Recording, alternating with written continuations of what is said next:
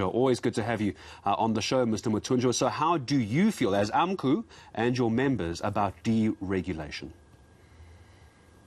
Hi, good morning to you and to your viewers. Yes, indeed, I think one should take into account that the electricity, it's not just a utility, but it's part of the basic human rights. And we feel very much strong that the business, if it's giving the power to control the electricity, the poor of the poorest will have a negative effect to the communities.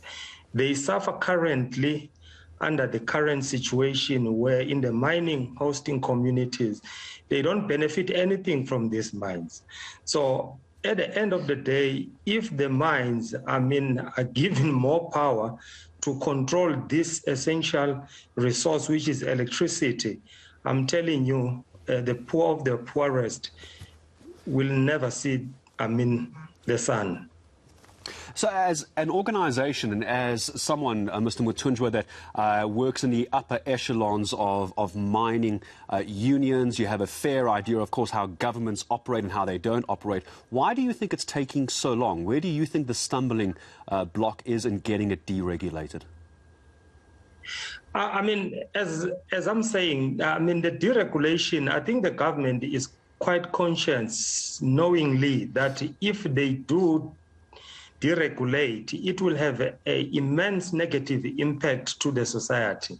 I think the government must be very cautious if they intend to be bullied by business at the end of the day. As I've said it, that the issue of electricity, it's a basic human right at the end of the day. But if we deregulate it, I'm telling you, we will suffer. Many people of South Africa will suffer, with these consequences. And there is no much commitment of if they source this private, electricity, what is the spin-off for the South African? Where are they going to be sourcing all this material? Where will all this material that produces the very same independent power producers, where would they source, all those material?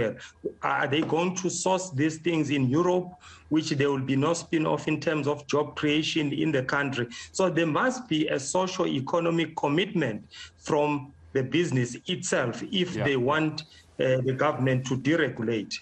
Mr. Mutunjwa, help me understand. So I don't always understand necessarily the mining sector and the spin-offs of this. When you talk about the IPPs, independent power producers, and the things that they need to create the power, what do you mean by the things? What materials are you referring to? Help me understand.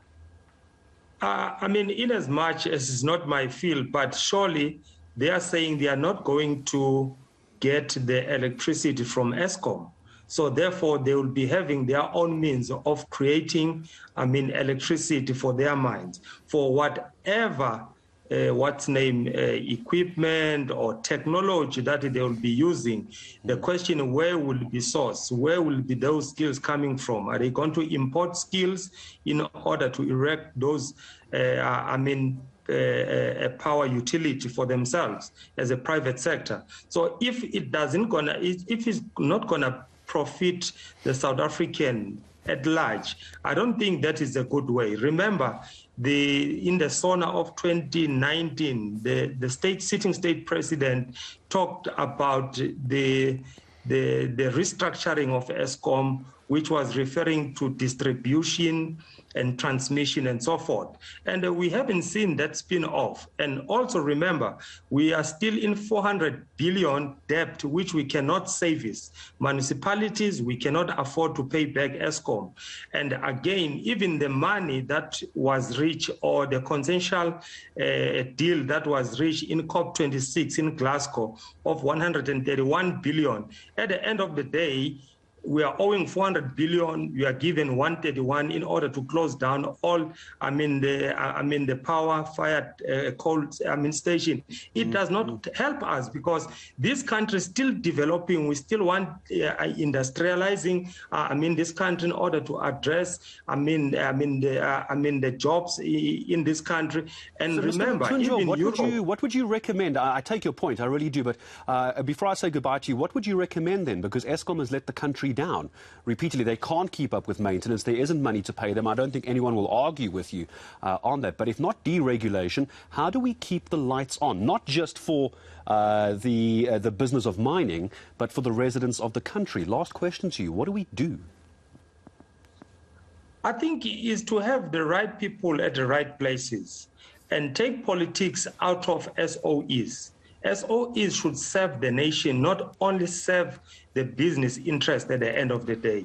So if we've got right people, we take politics out of these SOEs, we give capable people to run, I think as a country we can benefit. But as it runs currently, I don't see the light at the end of the tunnel, because even this new dawn that they will be having, a better life for all, we haven't realized in these SOEs. At the end of the day, we see that they are dragging down, or they want to close all the SOEs, because this deregulation is another word of privatization.